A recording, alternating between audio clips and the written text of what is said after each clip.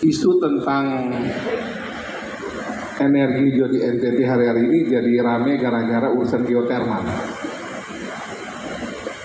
Tapi menurut saya itu bagus juga. Jadi dengan demikian karena dia rame, jadi membuat edukasinya menjadi lebih cepat gitu. Orang bertanya bahwa apakah NTT sudah dapat energi? Ya hari ini sih belum. Tapi data yang kami peroleh dari PLN itu menunjukkan bahwa dari 415 energi terpasang saat ini, di daerah Flores itu angka cadangannya makin mengecil, sementara pertumbuhan dan kebutuhan di situ relatif tinggi. Kita bicara di Flores itu misalnya Labuan Bajo yang menjadi prime mover di sana itu tiap tahun pasti ada hotel bintang 5 pasti naik di situ. Kebutuhan industri makin lama juga sekarang mulai muncul di Flores. Di Timor juga relatif walaupun masih cukup bagus cadangannya tapi juga mulai bertumbuh terus. Sumba belum terkoneksi dan Kepulauan belum terkoneksi. Kami ada 22 tingkat 2, 18 itu terhubung di 3 pulau ini. Di Flores ada 8, Sumba 4, di Timor ada 6. 4 itu tersebar di pulau-pulau tersendiri. Karakter NTT ini nanti mirip seperti tadi Pak Edi sampaikan, ada di Maluku, Maluku Utara, dan hampir semua Papua juga sama. Jadi kira-kira NTT itu menggambarkan kondisi yang ada di Indonesia Timur. Dan kalau mengharapkan energi fosil yang jadi pembangkit di timur, rasanya nanti kami mengalami kesulitan ketika musim barat terutama.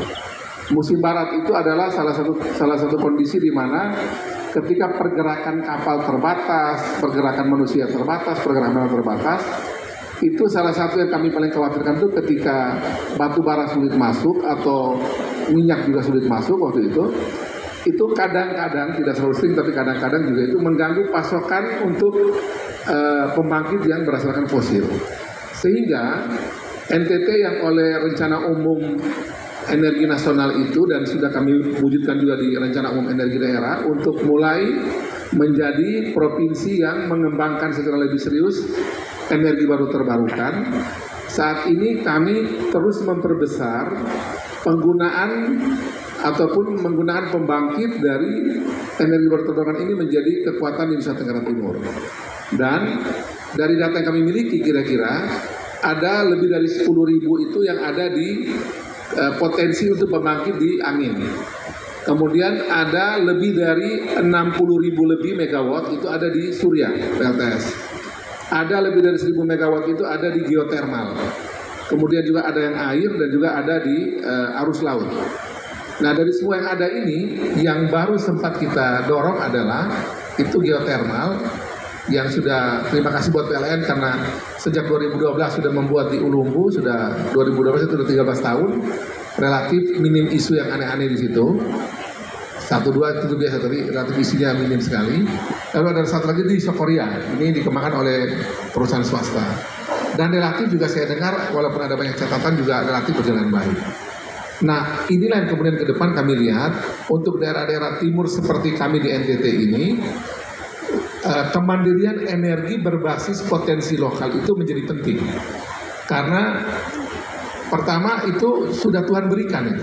Mau kita pakai tidak pakai itu sudah ada. Yang kedua, saya pikir sudah waktunya juga Indonesia, terutama kami yang di timur ini, mulai didorong dengan lebih serius dan dibantu untuk mengoptimalkan potensi ini menjadi pembangkit untuk paling tidak di Indonesia Timur sendiri ya, untuk daerah kami masing-masing.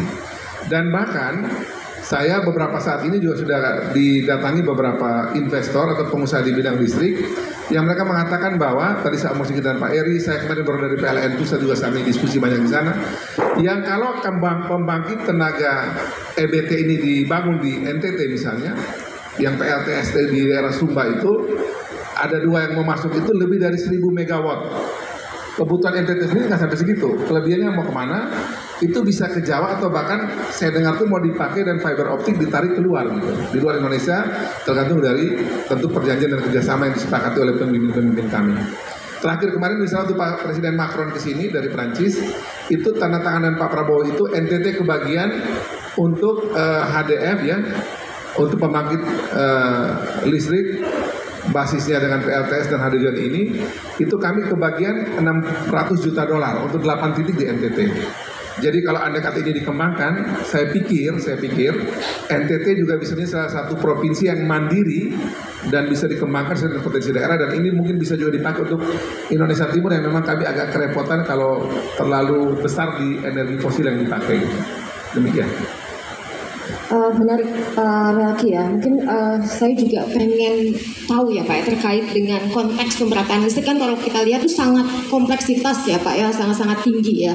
Bagaimana kira-kira koordinasi antara pemerintah daerah dan juga pemerintah pusat termasuk juga dengan PLN? Kalau kami memang sejauh ini kalau urusan koordinasi sih dengan terutama teman-teman PLN yang di daerah bagus ya. GM di daerah itu dengan kami komunikasinya bagus sekali. Pemerintah pusat sendiri kemarin waktu saya ketemu dengan belum ke Dirjen Listrik ya Pak Eri, saya ketemu itu dengan Ibu Enia, Dirjen EBT di Kementerian SDM. Itu diskusi kami misalnya agar membuat NTT atau di daerah Indonesia Timur yang lain juga mengerti tentang potensi ini dengan baik. Itu kami mendorong agar sebaiknya ada UPT terkait hal ini ada di daerah sehingga dia memudahkan untuk koordinasi. Kami kemarin juga misalnya untuk garam, ketika garam ditaruh di Rote, itu Pak Tren Gono meminta untuk UPT taruh di NTT, kami langsung otomatis setuju. Nah kalau EBT dikembangkan di NTT dengan skala besar itu, dan Bu Dirjen sudah setuju, kita perlu bikin UPT pemerintah pusat di sana biar gampang koordinasi. Yang kedua, kami merasa penting juga untuk menyiapkan anak-anak daerah juga bisa memahami ini dengan baik.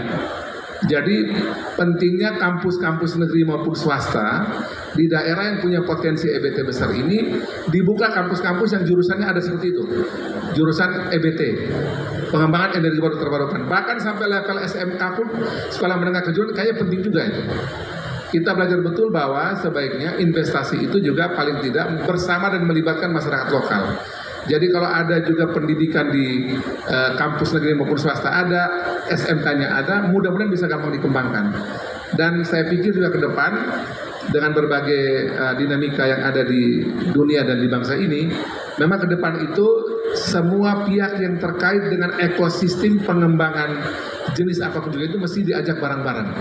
Sehingga nanti betul-betul kokoh bagaimana industri itu menjadi milik bersama, dijaga bersama, dan betul-betul bermanfaat bagi semua pihak, dan pemerintah menjadi regulator yang baik untuk ini semua. Dan NTT kami lagi mendorong ke sana ini untuk pengembangan energi baru terbarukan. Pak, yang soal UPT tadi Pak, itu masih dalam proses perencanaannkah atau sudah ada Pak? Diskusi kemarin sudah disepakati, nanti paling tidak tinggal nanti prosesnya tinggal nanti dibawa ke, itu sudah masuk di Menpan RB nanti mestinya. Kalau sudah disepakati dan bisa dibikin itu nanti kita masih bawa ke Menpan RB, nanti menjadi unit baru di SDM, dan saya dengar sih kayaknya Pak Menteri sudah menyiapkan itu, saya dapat informasi.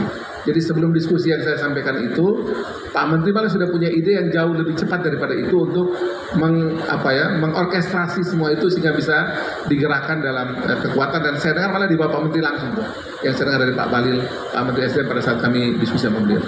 Oke, siap. Terima kasih Pak Melki atas penjelasannya. Saya bergeser ke Ibu Astra. Ibu izin, mungkin tadi kita sudah mendengar perspektif dari Pak